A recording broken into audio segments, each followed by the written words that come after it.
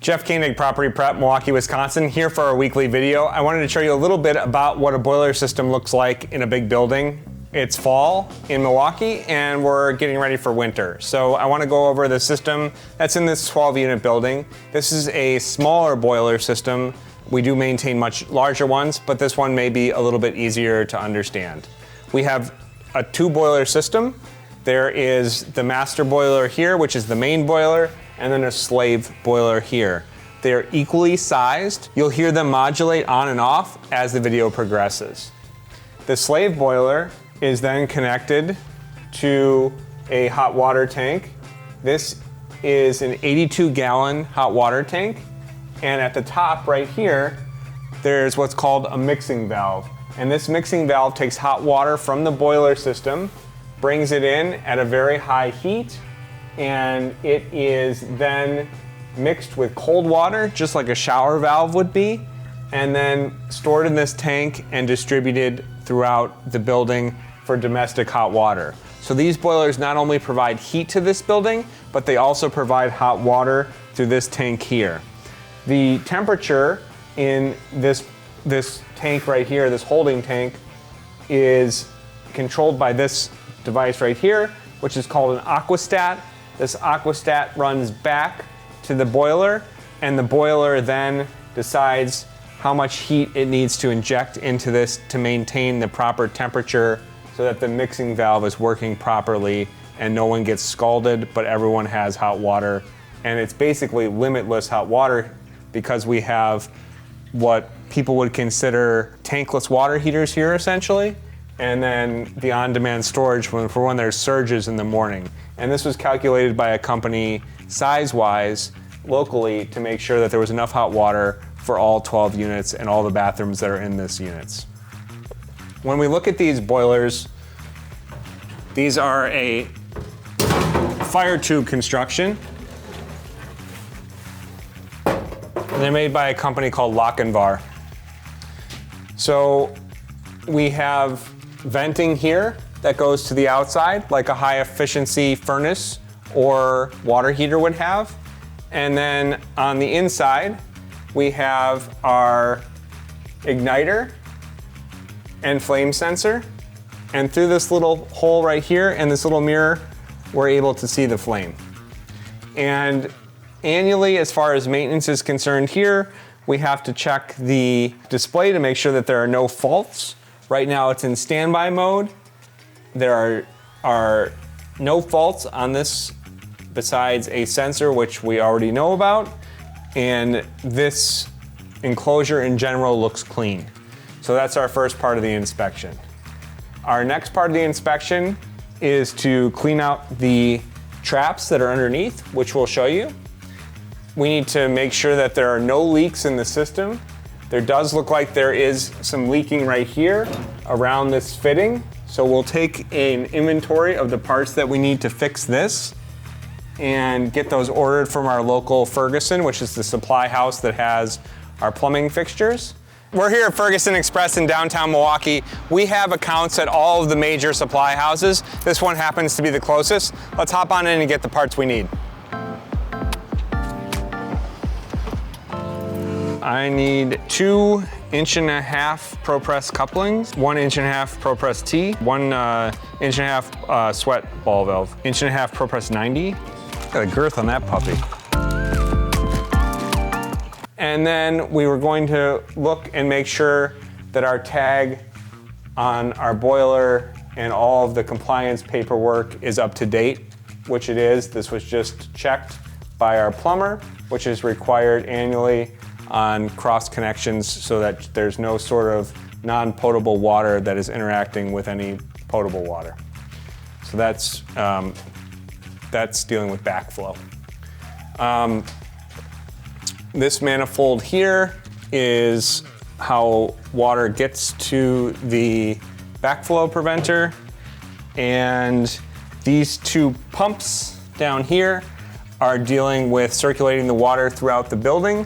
There's another pump overhead, and then this pump down here is used to circulate the hot water into the tank that services the entire building. This is a 3-floor building, so we do have pressure relief valves that are rated to handle that type of rise. In the maintenance world, we're concerned about a few things on these boilers. A, is anything leaking? B, is the boiler pump working? C, do we need to do our annual maintenance, which is what we're going to show you today? And D, just a general overview of the way these things work. So the 30,000 foot view is we have a pump that pumps cold water into a giant cylindrical vessel that has a giant flame through the middle of it. When the flame heats the water up, it comes out the top, down this pipe, and into these giant pipes, and that's distributed throughout the entire building where it heats the baseboards. It works in tandem with the slave boiler, which is this one, that also heats the domestic hot water, which is stored in that tank that we just discussed. And the venting right here needs to go out the side of the building. We're gonna check that there are no obstructions in that during our annual maintenance. We're gonna make sure that there are no leaks in any of these pipes. We're gonna make sure that there's no carbon monoxide in the building using a readout. We need to make sure there's not water in these pipes, which would cause an obstruction. So let's dive into servicing these. I'll put the cover back on first.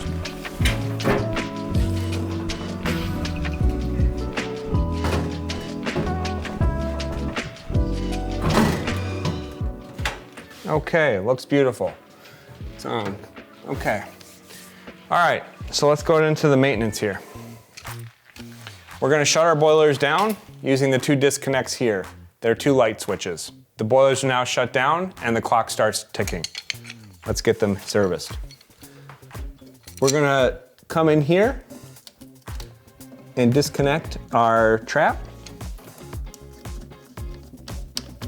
This is just like a P-trap at the bottom of a sink. So we're gonna come over here to a floor drain. We're gonna catch the little ball that comes out. And you'll see there was a little bit of sort of oxidized pipe that's in there. And we're gonna go to the sink and wash this out.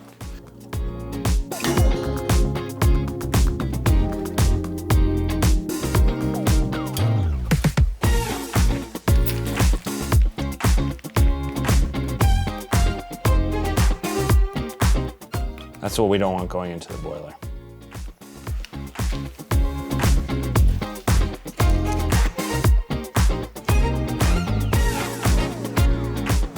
Let's head to the laundry room and clean these puppies out.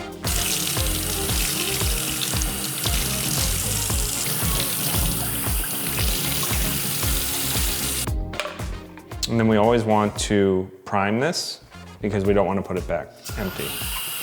That just means filling it up with a little bit of water. All right, they're ready to go back into the machines.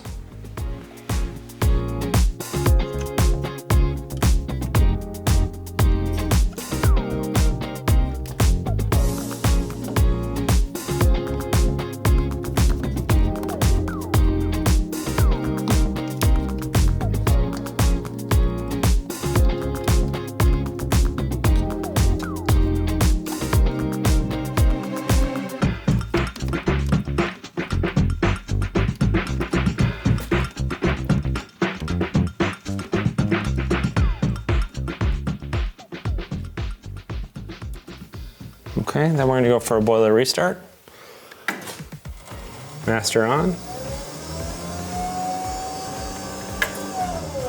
Slave on. We're at the post-purge stage, so these are going to run through a quick testing cycle. And both systems are now on standby, which is where they were. So that means our temperature is correct and our traps are back in place. So that is the maintenance on these 2 lock-and-bar boilers. Let's take an inventory of what we see here as far as fittings that need to be replaced. There is a leak here, and let's order those up, and we will have someone come over and install the new pieces. And I don't see any other problems. We'll go inspect the outside. We're here at the discharge outside of this building. This is where the exhaust and intakes come in. We have these 3-inch pipes. We're gonna make a visual inspection to make sure that there are no obstructions like bird nests or rat nests. We're gonna make also check to make sure that there's no insects there. and make sure that the grate is intact here. We're missing this one. It looks like this one fell out. I don't see it in the immediate vicinity, so that when we're at the supply house, we'll pick up another one. And we will see you on the next video or at your property for maintenance on your boiler. Make sure you like, subscribe, and leave a comment if you have any questions about boilers or want to see how we work on furnaces. We'll see you on next week's episode.